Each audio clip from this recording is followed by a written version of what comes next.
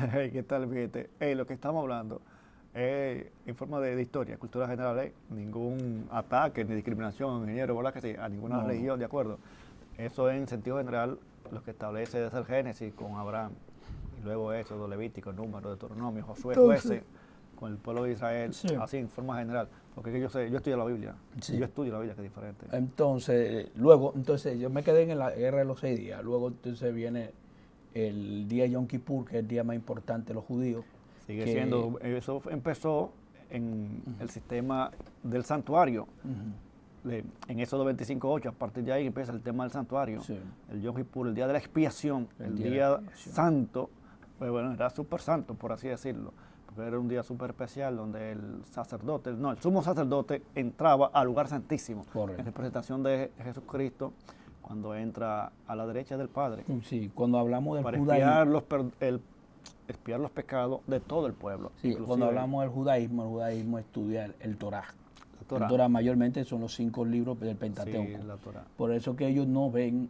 el Nuevo Testamento como un libro sagrado, porque ellos no consideran que ha llegado el Mesías. Ellos creen que el Mesías, Una parte de los judíos, una parte de los sí, judíos. Entonces, ¿qué sucede? Entonces, en Israel, como los judíos son mayoría, entonces el día más importante para ellos es ese día que acaba de decir el doctor, que es el día de Yom Kippur, que es el día más sagrado. Ese mismo día, el 6 de octubre de 1973, el año pasado cumplió 50 años del conflicto árabe-israelí, cuando se llamó la guerra de Yom Kippur en honor a ese día, cuando los árabes atacaron de sorpresa a los israelitas. Es decir, ese día los israelitas estaban de ayuno, orando. Entonces, los primeros días de este conflicto fueron unos días muy duros para Israel, porque Egipto, Jordania, Siria, Líbano, Irán y también Irak atacaron a Israel. Israel entonces respondió 5 días después. Es decir, los tanques entraron así en Israel, como nada. Porque fue un día de sorpresa, siendo primera ministra Golda Meir.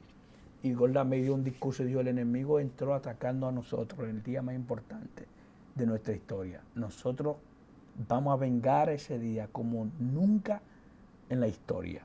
Y la historia está ahí.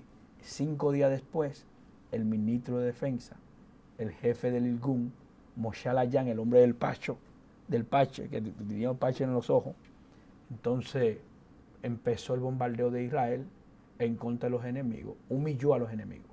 Y ellos luego entonces que ganó esa guerra, entonces en 1977 se logró un acuerdo, el acuerdo Camp David, que se firmó en el 78, que lo patrocinó el presidente de los Estados Unidos, Jimmy Carter. Luego, porque Golda Meir se conoce como la dama de hierro, pero luego ella pierde las elecciones en el 74, gana entonces Menachem Begin. Entonces Begin, que gobierna, es el que logra el acuerdo con Anwar Sadat.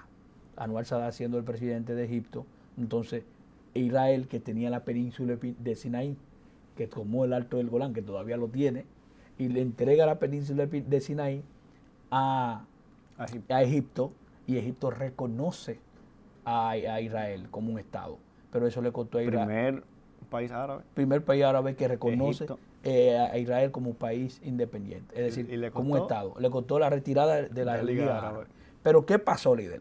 Luego entonces, los países que reconocieron a Israel, también estuvo Turquía, porque Turquía es el primero que lo hace, en Pero el ahora Turquía 55. quiere hacerle un lío. Sí, porque Turquía anteriormente era mayoría musulmán, pero no era árabe. Y no Sí, es porque, árabe, y no es árabe. sí, porque es otra confusión que tienen muchas personas. No todos los musulmanes son árabes. Así es. Bueno, está Irán. Irán no es árabe. Y está en el Medio Oriente. Es Está en persa, la Irán es persa, y está en la península del arábiga. reino Medo-Persia, Sí, de Persia, Ciro y Darío el Grande. del imperio aqueménida. ¿Qué pasa? Luego entonces se logra un acuerdo. Se pensó que con ese acuerdo de Israel reconocer, de darle la península de Sinaí a Egipto y que Egipto reconozca a Israel y que el Alto del Golán se lo iban a entregar en un momento determinado a Siria y Siria no, pidió que Israel le entregara y no le entregó, por eso no lo reconoció. Y luego, porque es un punto estratégico que el enemigo puede tomar ventaja frente a un conflicto con Israel. Por eso que Israel lo tiene y tiene una base militar ahí. Entonces, ¿qué pasa? En el 93, 94, 95 se pensó también con Isaac Rabin, siendo el primer ministro de Israel, se iba a lograr un acuerdo definitivo para armar los dos países, es decir, los dos estados, Palestina e Israel. Eso no se logró porque cuando se logró el acuerdo con Yasser Arafat, el líder de la OLP, la Organización de Liberación de Palestina, y Simón Pérez, siendo presidente de Israel, y Isaac Rabin, primer ministro, ellos sentaron la base y firmaron. Pero 2 años después, ¿qué pasó?